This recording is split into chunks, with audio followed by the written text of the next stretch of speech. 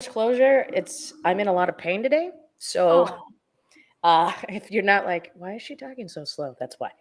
Um, anyway, but I wanted to welcome Material Blue to the podcast. It's been a long time, but I've asked you to be on the podcast, and we finally could do it. Yay! yay. Um, Thank you for having us. so cool. I want to get into, for those that are going to watch this or listen to this, kind of how you met. I know the story, but other people don't know the story. So we'll start at the beginning and then come to I'm gonna like let her tell it. She tells it the best. He just threw me under the bus. Okay, so actually, Morgan is the one who made a post on the official Anjuna family Facebook group that just basically said EDC roll call. And I happened to be going out to, you have to turn that down, please. I just happened to be going out to Vegas that weekend, was not going to EDC.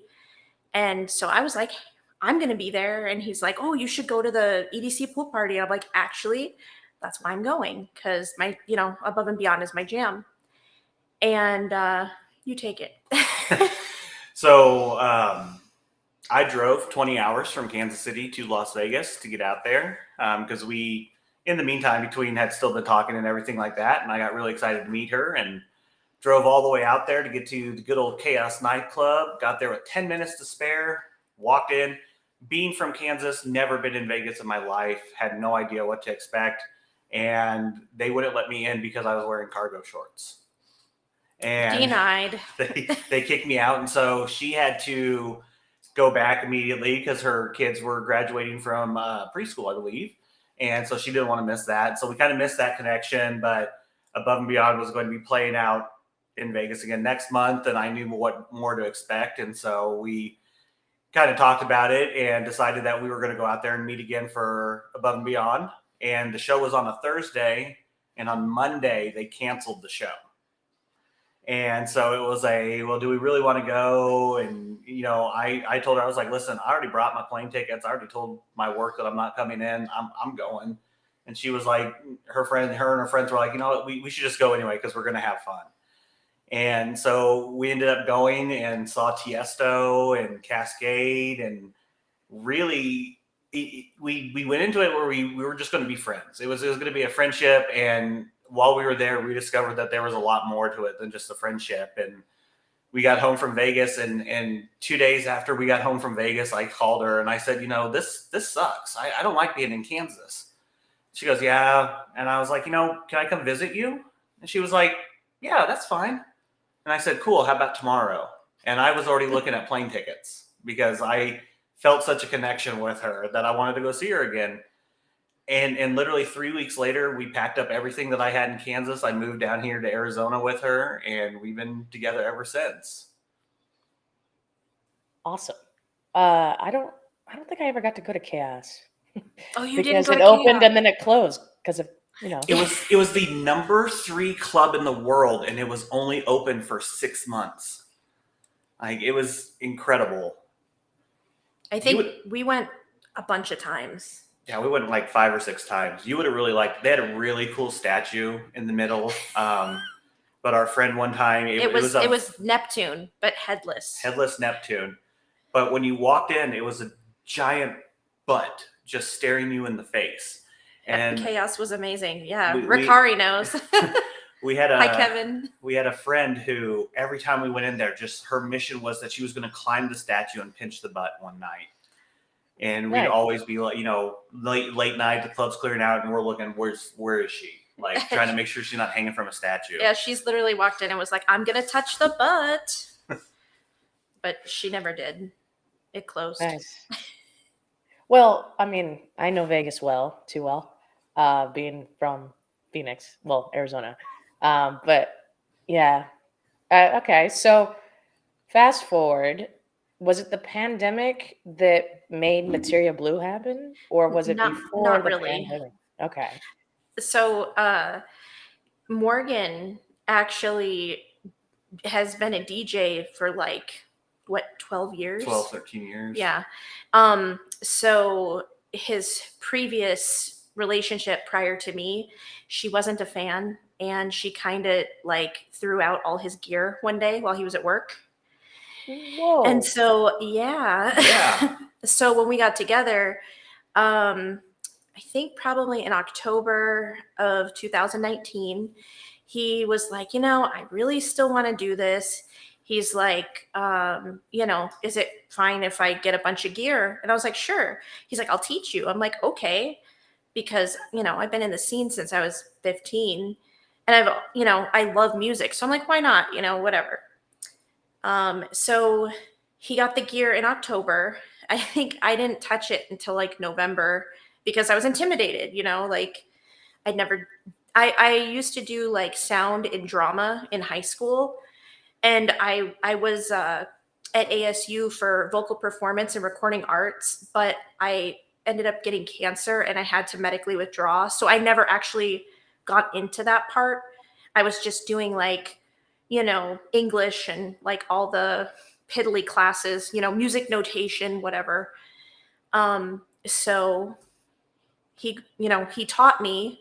You can take it. Yeah, I got the gear, and I found a really great deal. And literally, it was a full club setup. It was 2 Pioneer CDJs, and then it was an Allen Heath ozone mixer.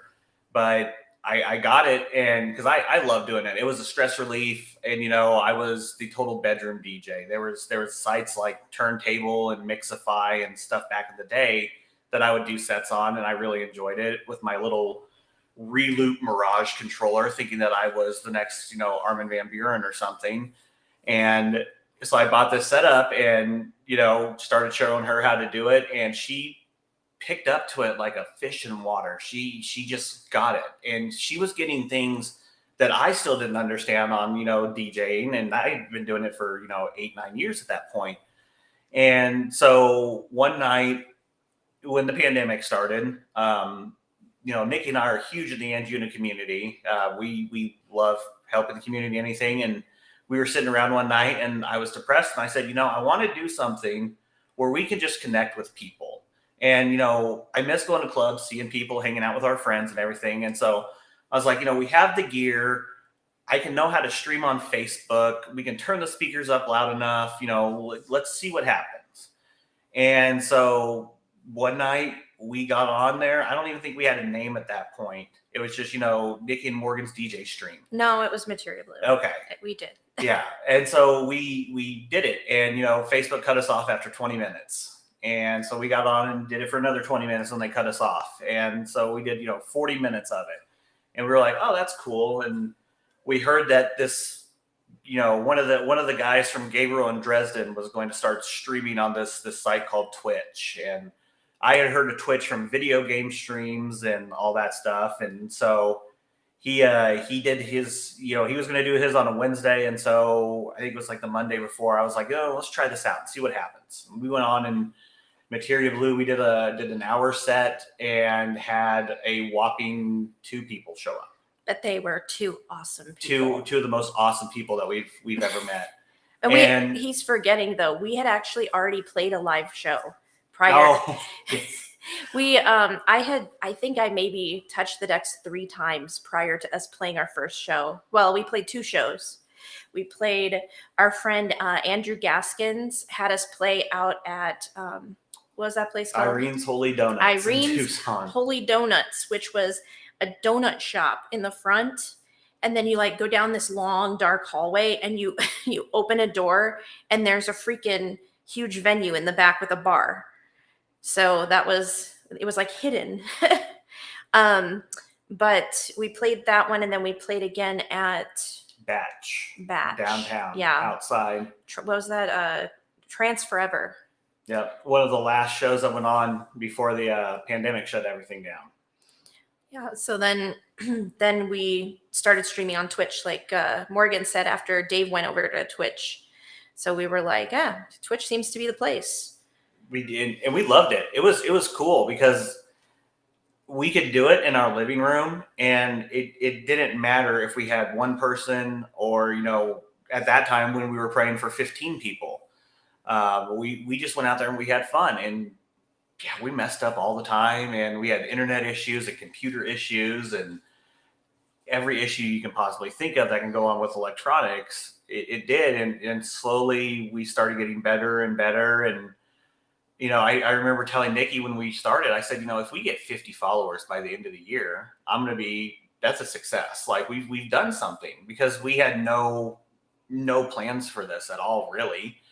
And within the first year, we had 1,500 followers. We had been, rated by Anjuna, Oliver Smith, Fatum, Dave. all these big name people. And we had started the Anjuna family worldwide Twitch stream, where we had so many big name artists come and play and do streams for us, just and completely for free, out of the goodness of their heart, for charity. They wanted to help the charities that we were doing. And then we had the Arizona Anjuna family Twitch channel, which we did a bunch of streams on there.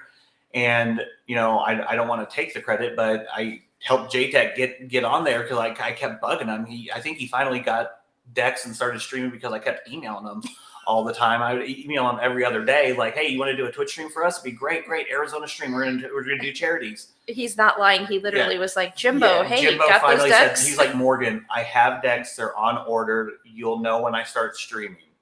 And when he first did his first Destinations Twitch stream, I was like the first person in the room, like, "Oh, you got it! Yeah, that's great!" Like, excited. So we just fell in love with it. And Twitch was our thing during the pandemic. I mean, all the people that we met, like all the people who came to our streams, and there's a bunch in here. I saw Zach and Kevin and Patty. Not sure who else, but yeah, just these people who are not even local to us. We didn't even know before the pandemic, and we met through Twitch. And it's incredible, the friendships that have come out of it, and what we're doing now out of it, I guess. I mean, it's crazy. Well, I kind of want to back up to a little bit. How did Materia Blue, the name, come about? Well, we're nerds. It was supposed to be just Materia, because I really love Final Fantasy, and Final Fantasy VII is my favorite. And so I really, Materia is cool, because basically you use that to customize your weapons. And I just thought it was awesome. Well, there is already a band called Materia, so we kind of had to add something to it, and we decided on Blue, because Blue Materia is support Materia. And after we started, playing a lot, we realized that people were getting support in whatever way that they get it, like mentally, emotionally, and so it just kind of fit for us. I mean, the blue hair helped too. Well, I mean, because then your streams, I mean, you kind of went with the theme in your streams, kind of Yeah, the underwater mermaid, fantasy. Yeah, we have story. She's the ultimate siren of the sea. I mean, she used to. I think what really attracted me to Nikki was if you haven't heard her sing, she has an amazing voice. And she used to, I remember one of the first things she ever sent me was her singing Ashes by Ocean Lab. And I was just, I literally, I would play it on my motorcycle tearing down the highway, because it was that good. And like, people would stop and be like, "That's incredible." And so, she used to go by Dark Siren. So I was like, well, this is easy, mermaid theme, let's go. And having to come up with mine, it started as a joke, the Kraken thing. I had a onesie, I was that trying he got for Dream State. I got for Dream State, because you always have to wear a onesie to Dream State, because Day onesie. Onesie, it's cold, and FYI, it helps you keep from getting your phone stolen. So yeah, that's a big tip. But I wore it out there, and so we're doing the stream and everything, and I was, I'm like, how do we get more people? And I'm like, well, if someone's scrolling through the Twitch streams and they see this guy dressed up as a Kraken, they may stop and see what's going on. And it blew up. It went crazy, and people loved it. And I had much to Morgan's dismay. Yeah, I had a lot of fun doing it, but wearing an all felt onesie in the middle of summer in Arizona is not that enjoyable.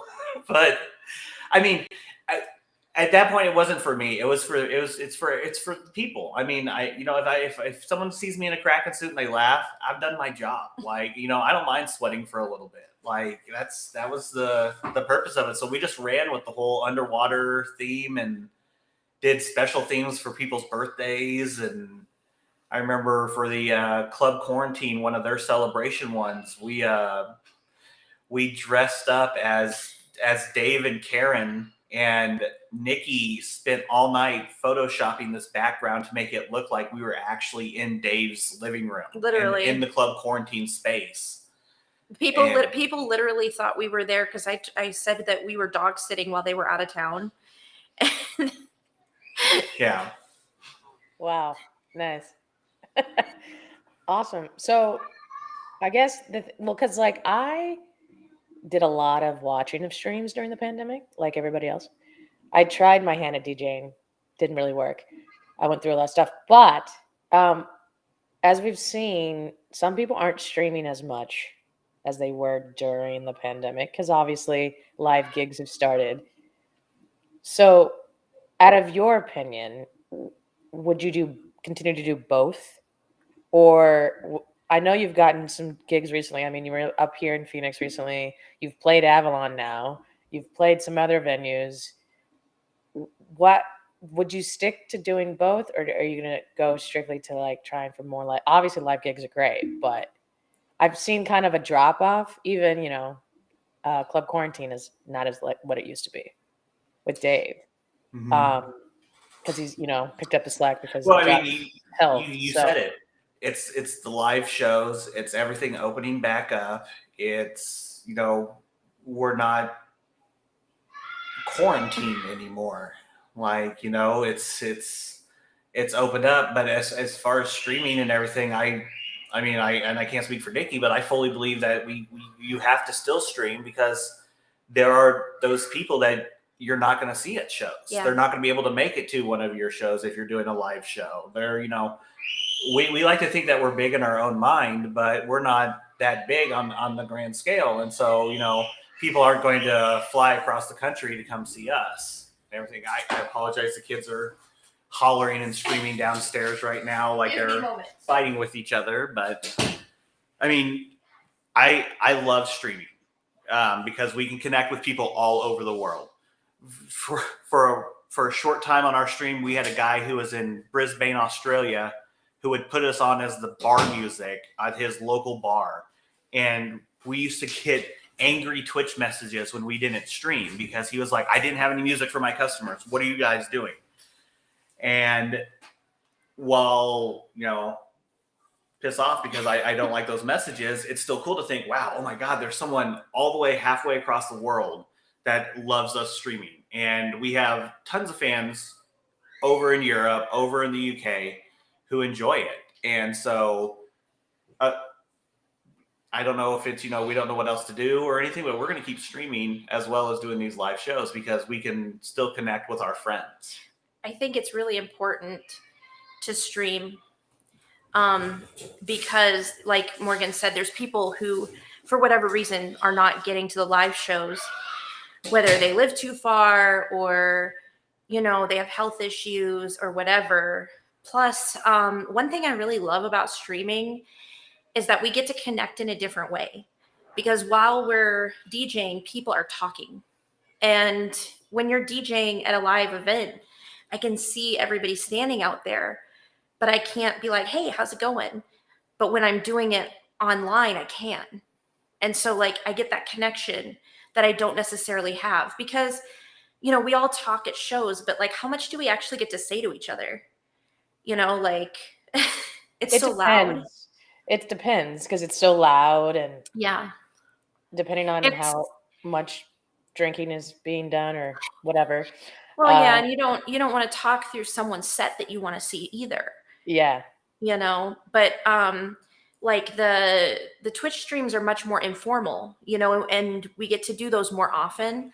So people don't feel bad about showing up and having a conversation and connecting with you, or you get to ask them how they are and they get to like actually say it. Because I think that a lot of people don't talk about certain things in person And maybe it's a little bit easier to talk online when, you're not face to face. Like, well, we are face to chat, Yeah. but like, so many friends have like just shared so much with us online. Like, there are people who live all over the world and we know so much about them, and it feels like they're really part of our life and part of our family. And I definitely don't want to lose that. I know there's a lot of professional people who look down on Twitch streamers, and maybe even think that we are not professional enough because we do it. But like, I can't lose that connection with people because, we love them. We truly love these people that showed up to sit here with us, Yeah. Well, I think there's nothing wrong with the Twitch streaming. I obviously have had people on the podcast who are also streamers, but I've noticed that their frequency has changed. And obviously, we want to get out and see people in real life. But I know some people that kind of got switched to a career in music and DJing because of the pandemic, because their previous jobs, either they were laid off or they were closed. So they kind of decided to pursue DJing or producing or both. Right. So it's kind of, I don't see there's anything wrong with with Twitch or streaming in general, because in some cases it gave exposure to people that probably would have been lost in the weeds with how the industry is. And I think, not saying that you guys, but like, it's hard to put into words. You can tell the passion from the people that are trying to be famous in the scene, especially right now. And I think that's why the pandemic was kind of an eye opener for people, because they could listen to music, your streams and Club Quarantine and some others. You can tell people like music and know what they're doing, as opposed to, I don't know, should I play this track? Or, you know, It comes down to who wants it is kind of what it was is when we were doing it, it was fun, but we were like, we both talked about it and was like, this is our passion, this is what we want to do, and no one's going to take this away from me. And I know there were a lot of Twitch streamers who got on there and it was, well, I'm done with my 9 to 5, I'm going to play this Spotify playlist that I found and see how many people I do. And when the pandemic was going on, it was great because it kind of gave everyone a chance to explore any talent that they wanted to do, and anything that they had ever thought about maybe doing. Well, now you got time to do it, so try it. People slowed down for a minute. Yeah.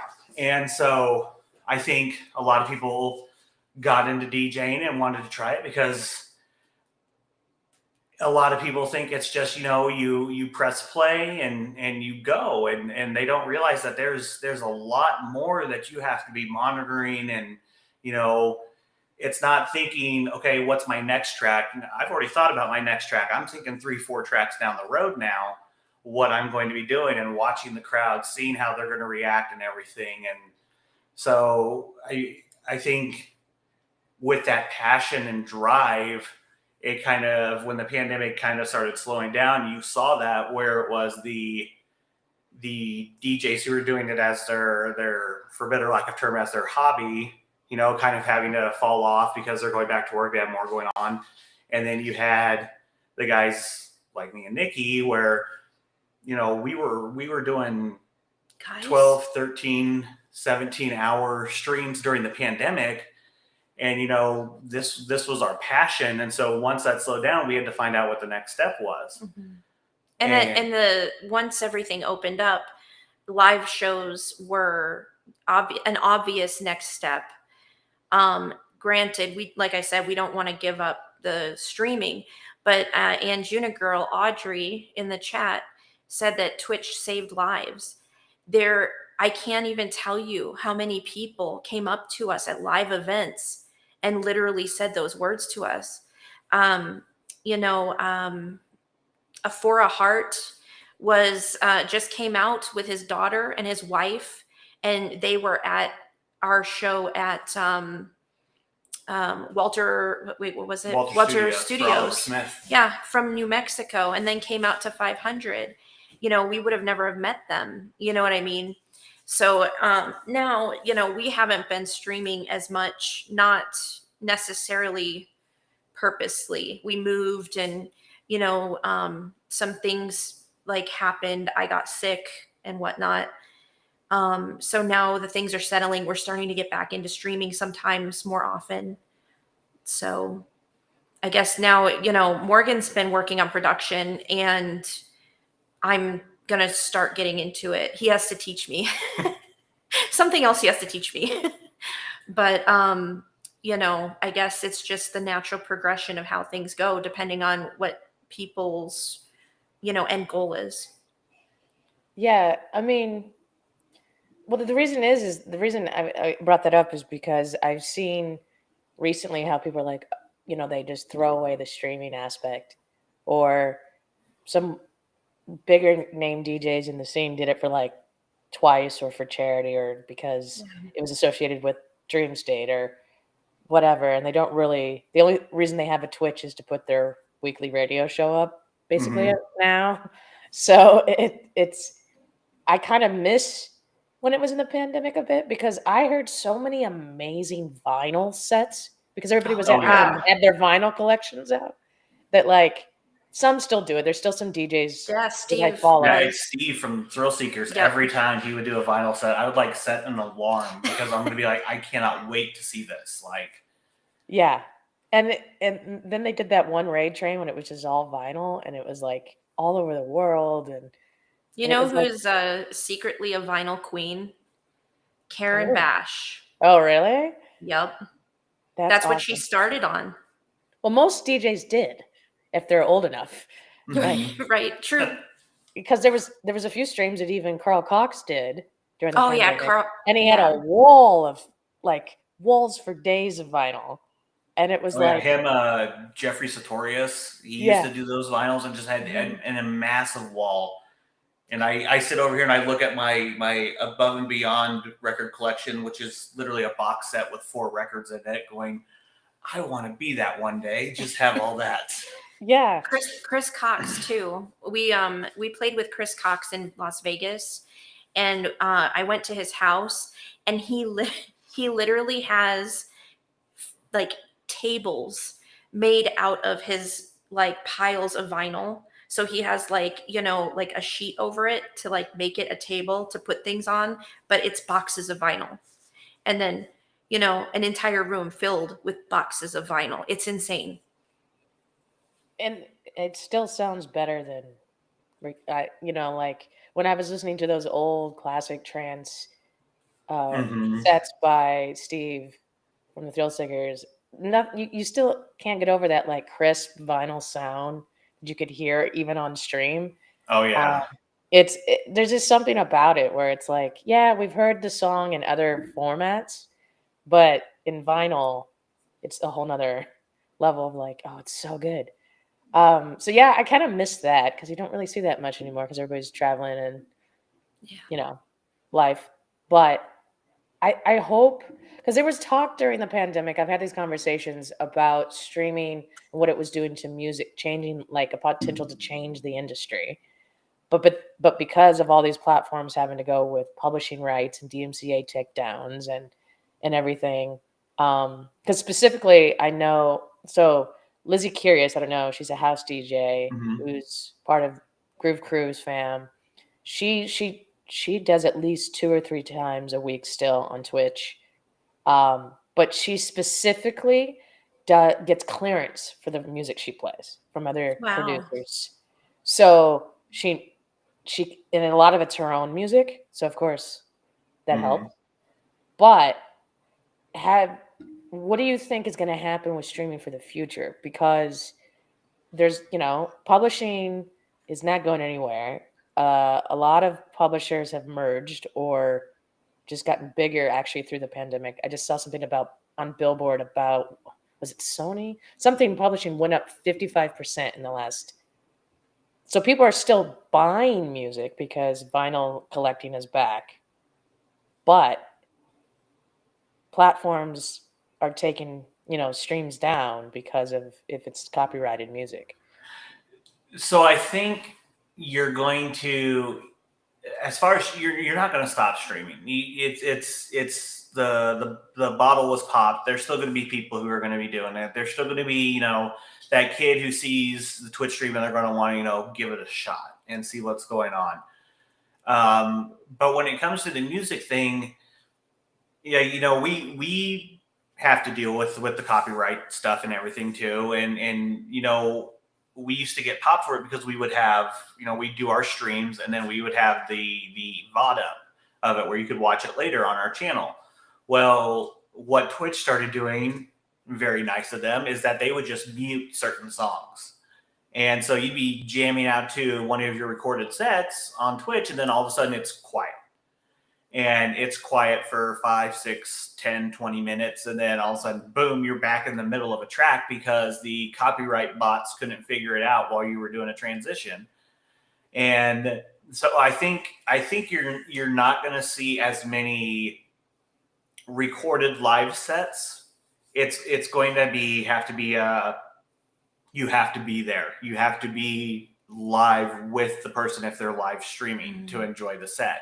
Now, that's not saying, they can go upload it to SoundCloud or something like that. People are starting to get that's starting to get dinged on there. It's SoundCloud now, which, I remember back in the day, you could find anything and everything that you want on SoundCloud. I still find remixes and mashups and stuff on SoundCloud that I like, and we'll email the person and be like, hey, I really like this. Do you mind if I have it? But we have some friends who are producers who put up their own music, like, on SoundCloud. And then they get, this is copyright, blah, blah, blah. And they're like, it's literally mine. So they're going to have to change something. I know that Anjuna has a huge playlist of things that are allowed to be streamed and that they aren't going to get you for copyright on, which is nice that they do that so that people can, stream the songs. Because, it's kind of like advertisement. I can't tell you how many people have learned about, tracks because we played it, and then, now they're a new fan of whoever made that track. Yeah. Well, the reason it's just interesting to me because before the pandemic in 2019, I went to Winter Music Conference and there was a panel with Afrojack and the video gaming industry about why aren't more gamers collaborating with DJs and producers, because there's kind of a lot to do both. Afrojack's a huge gamer himself and a lot of others. And there was a whole discussion and this was in 2019, a whole discussion of why this can't be more of a thing where there's more like music either made to be streamed or put into content, or and there was still there was no like conclusion in the panel, but it was just interesting why the publishing industry is still the way it is in music, with all these forms of content and platforms to put out. And at the end of the day, it's art, it's subjective. So why can't I enjoy a classic motorcycle track, in a stream without it being muted, or an old Marcus Schultz track when he was on Armada before Cold Harbor even. So it's just interesting to me how it's staying the same, even though everything else around it is not. Well, the one little change that I have seen on that topic with it is recently I saw that Monster Cat Silk teamed up with Rocket League, and they had it so all the music in game for Rocket League was Monster Cat Silk, which I absolutely love because I a gamer myself. I sit and play StarCraft with Somna and Pablo Artiguez and a bunch of other guys, and we all nerd out for a few hours. But while I'm doing that, I'm listening to music, and I have music, dance music streaming in the background. As much as beautiful as the in-game music is for Skyrim, it was nothing compared to Anjuna Depot 6. But that's where that partnership is going to have to come to. I think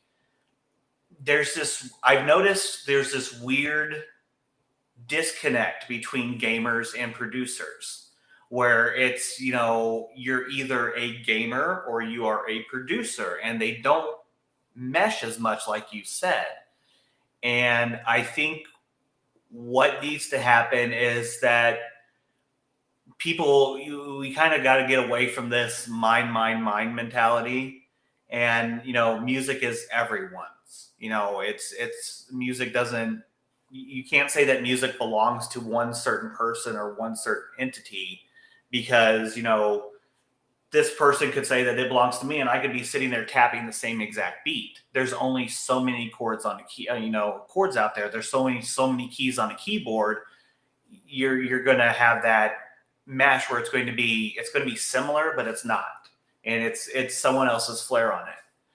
And so once we get to that point, I think you'll see a lot more video gamers, sports teams, sports media broadcasters kind of going in that direction. What's funny, I'm wearing my Prince t-shirt. It just occurred to me that he hated the internet. And then he died, and now you can listen to everything in his entire collection. Yeah. So, sorry about that. But it's just like, it's funny how times have changed and how mentality has changed. But in Prince's case, there was a lot of times when people said a lot of stuff got stolen from him throughout his career. Mm-hmm. So I can understand why he was like, oh no, not another thing. Well, hey, I mean, look at Napster. I mean, Lars Ulrich went crazy for it, and now thanks to Stranger Things, man, everyone is downloading Metallica now. Yeah. Or Kate Bush. Mm-hmm. Yep.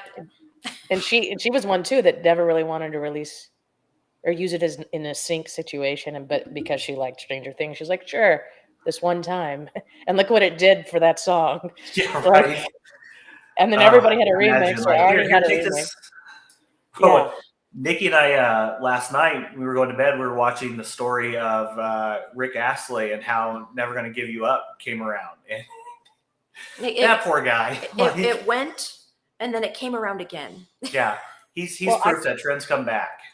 Well, he was on the mixtape tour this summer. I saw him perform it live 4 times. Yeah, it's really weird when you have like on the same bill New Kids on the Block, Salt and Pepper, and then there's Rick Astley and In Vogue. That was the mixtape tour. Oh But my gosh. yeah, we literally got rickrolled like 3 times in that concert. It was hilarious. That's awesome. Yeah. So I want to go back a little bit. We didn't even talk about what made you both individually fall in love with dance music, because we all have our stories of how dance music came into our lives, but everybody has that like one track or that one artist. I know we've mentioned Above and Beyond, but like talk about how, you fell in love with the genre. Well, so when I grew up, my mom really, really loved synthwave. Like she loved Depeche Mode, and so I grew up on electronic music, not necessarily dance music, but, electronic music. So when I was in high school, I got a job working at a record store. And I mean, I always liked music, but there was this compilation that came out, because there was all kinds of music that came out. Actually, I remember Moby Play came out the year that I worked there. So I did the display for it and everything. And I had gotten this compilation CD that had Sasha Expander on it. It had System F on it, Out of the Blue. Had Veracocha, Cardi Blanche, which I was, back in 2019, I found out that, both of those are fairy. Yeah. And it's funny because over the years, like, I started, because I liked the music, started, going to raves and clubs with a fake ID and, to dance and stuff like that. But I noticed that there was a trend that I would find an artist and I would like all this music, and then I'd find out that these other artists were just their like side projects, but I gravitated towards their work without knowing it was them. Like Fairy was one, Oliver Smith, Above and Beyond before even that they were Above and Beyond.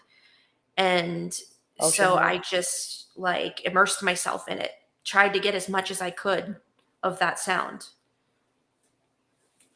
Yeah, I mean, it's funny the amount of aliases Ferry has, and getting to go to What the F, which is basically all his special tour this year of just him. It's like he played some stuff I hadn't heard in years, and then I'm like, this is all him. And 6 hours later, he could have kept going. I was like, holy cow, that's a Harry lot of has some music. tunes. Yeah, like, and then that's the thing. He kind of remastered some of his own music, so it sounds even better. And you're like, how, So how did you get into it, Morgan? So mine's completely different than Nikki. I grew up in the Midwest, and so I was raised on country music, and the escape for me was going to the local roller rink where this guy he had Daft Punk's Homework on vinyl, and he would play that he was the country DJ, and that was his roller rink music. So he would play the whole vinyl, just that, and then he would flip it over, start again. And the first time I heard that album, I was hooked, and I loved it. And I kind of fell away from it. I got really into the alternative rock side, and so you had like Glass Animals and all them who kind of had that um, electronic side to their music, and so I kind of kept following it and really enjoyed it, and um, discovered Marcus Schulz's DJ broadcast that he was doing, his Global podcast, DJ. Global DJ broadcast, and Armin van Buren's A State of Trance and stuff like that. And so I would download it and listen to it, really fell in love with it. And what really hooked me on it was this guy by the name of Andrew Bayer. And I remember when I first found him, little backstory, my dad had really bad health problems my whole entire life. And I discovered Andrew Bayer while I was at a really low point, trying to deal with my dad's illness and everything. And it pulled me out of it, and it kind of gave me energy and everything. And if you've ever listened to Andrew Bayer's music, it's just full of beautiful chord progressions and bass lines and everything. And so I started kind of following him and got really hooked. And he had a way of, whenever something would happen with my dad that was my dad would either go back to the hospital or he had something else complication, Andrew would put out a track, or he put out a CD or an album, an EP, something, and I just got hooked ever after that. And it pretty soon, I was still enjoying going to the rock concerts and everything, but I wanted to go experience a rave, and raves in Kansas was not a thing that happened. We had Dead Mouse come through every 5-6 years or something like that.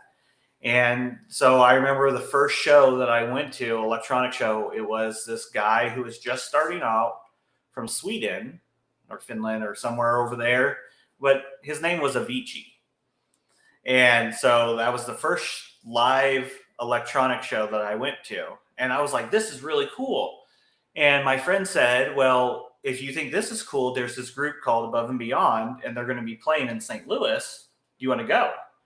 I was like, yeah, sure. I've listened to Trance Around the World before. Like, I love the podcast. I'd love to go. And so the first time I ever saw Above and Beyond was in a 300-person nightclub, Europe nightclub in St. Louis.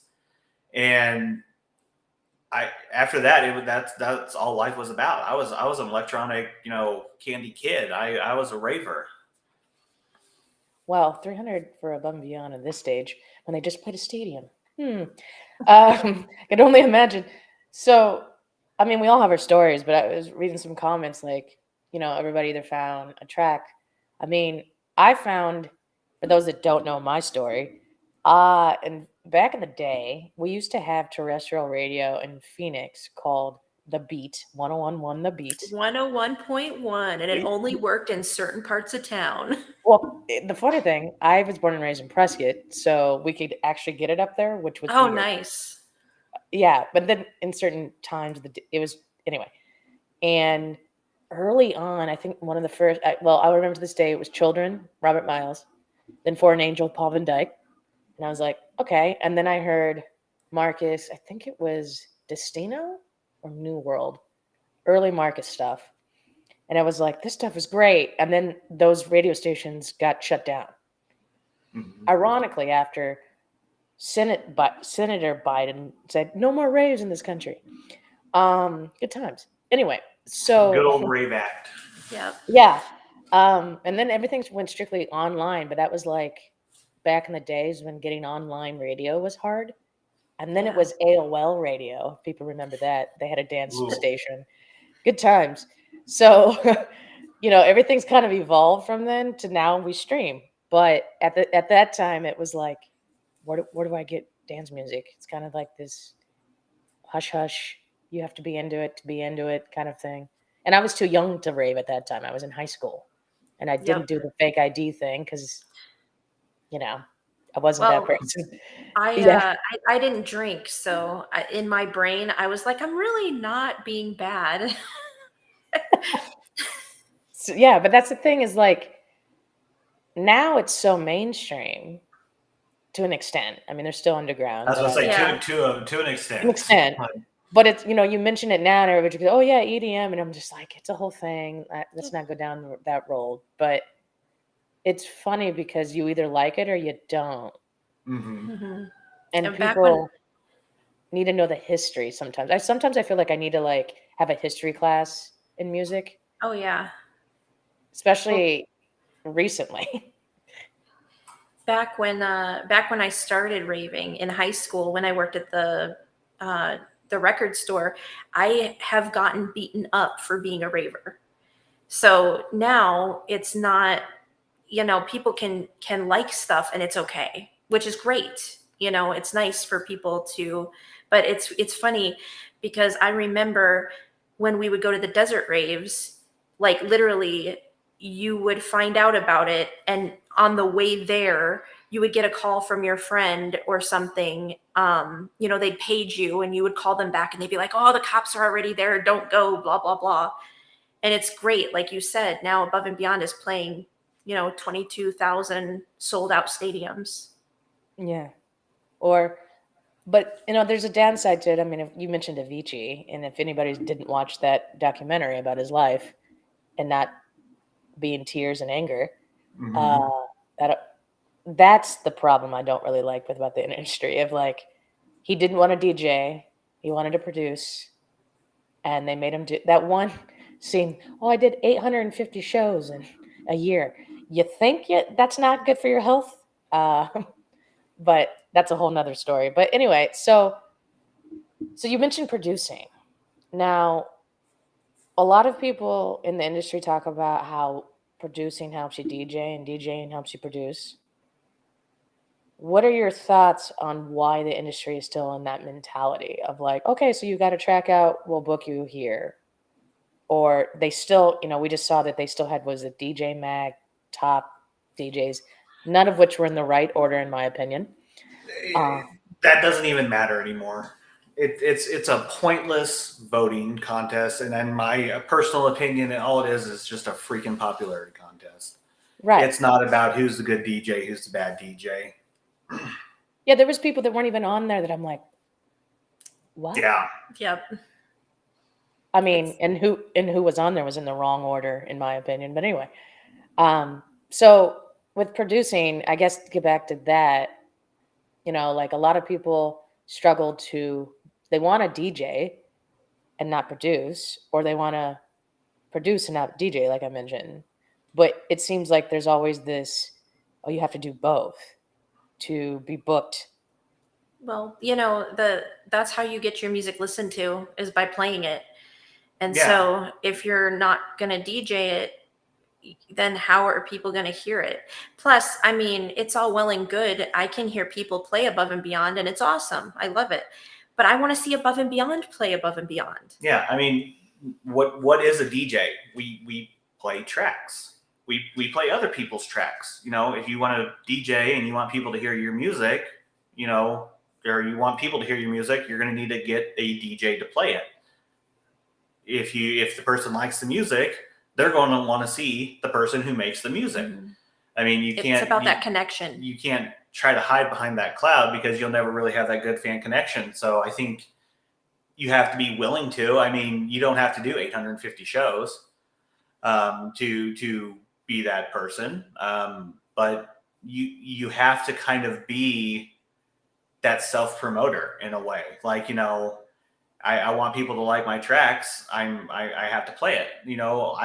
We started doing production, and we play our songs in our sets. We've just started doing that. We drop 2 or 3 IDs, but I mean, I personally can look at the track and know that it is nowhere close to where I want it to be to send to have a friend to play it at a show or something like that. And with just getting into it and everything, I'm still scared to death to drop one of our IDs on in a set because I don't know how people are going to receive it. And so far, everyone seemed to like it, and so that kind of for me personally kind of gives me that confidence boost that I know I'm doing good in production. I'm making the headway. I think that people connect with the music, obviously, and because they connect with the music, they also, humans intrinsically want to connect with each other. So for someone who wants to produce, and I actually had this conversation slightly with a friend who's a producer because they had said that they don't really want a DJ. And I was explaining you need to, like you need to DJ because you know, you have to be able to build that connection on your own. People who can play your music, but it will never be the same connection Mm-hmm. because it's not them who made the music. There's something really powerful in sharing your own, creation with other humans and them having that connection with it. Yeah. I mean, I think that's why going to events is different. I mean, streaming's great. Don't get me wrong. We Mm-hmm. had that discussion, but you know, and that's also probably why I connect personally. You all know I connect with longer sets of people, primarily like Marcus Schultz, who does 6 to 12 hour. OTC. Yeah, those the open to close, open to close. I mean, Barry's 6 hours was great, but I mean, Marcus, it's a whole nother story. But like, it's that journey of music, Exactly. and I like hearing music that I don't know Mm-hmm. or haven't heard in a while. And I think that's why I wish more DJs would do longer sets, even if they're just extended 3 hour, 4 hour sets, because then you can really see the passion come through of like, oh, this is what I want to play. This is not what I'm told to play.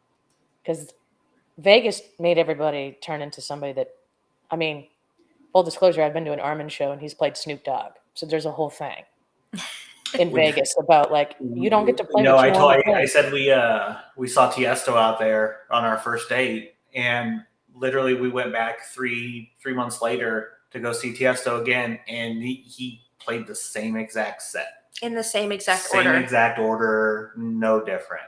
Mhm. And that was a major letdown. I was like, And the like amount at of least money change he it up a little bit, like. And I'd never seen Tiesto before. That was my first, first and second time only. So it was interesting. But our, people like Marcus or, Above and Beyond, they are, thrill seekers, they have huge catalogs, Ferry, so if you go see them and they, play a short set, chances are you're not going to hear what you want to hear. And it's disappointing sometimes. Yeah. I mean, it's just funny. I mean, I kind of know that at this point, but you know, EDC week, and I'm like, I'm gonna go see Armin. And then not only was it expensive, uh, if I wanted to see Snoop Dogg, I would have saw Snoop Dogg. It was just really weird to me to be Right. like, where am I? It's just the Twilight Zone. Anyway, so I want to thank you for joining the podcast. It's nice to chat. We could go on this rabbit hole for a while, but I think the lovely people who are watching are like, I'm over this conversation. Thanks, Zach and Rakari and all the people that are tuned in live. And then those that will, listen to this later or watch it later. Thanks, Morgan. Thanks, Nikki, for joining me on the We podcast. love you. Thanks for Yes, having thank us. you. We've been wanting Everybody to do this for a while, so Yeah. I'm glad we finally got on. Awesome. And we miss you in I know. person. I know, because the last time I saw you, you guys were playing a show. Yep. Um, And we Well, got to say, you were the super fan. You came out to see us, and then as we jetted out the door to go to LA, you went and saw another show. So super. it's the wanted first to know time in that. history of Phoenix there was 2 shows. I know, right? At the same time. So of course. Awesome. But thanks everybody, and be safe out there, and enjoy the music. Love you All right, guys. love you guys.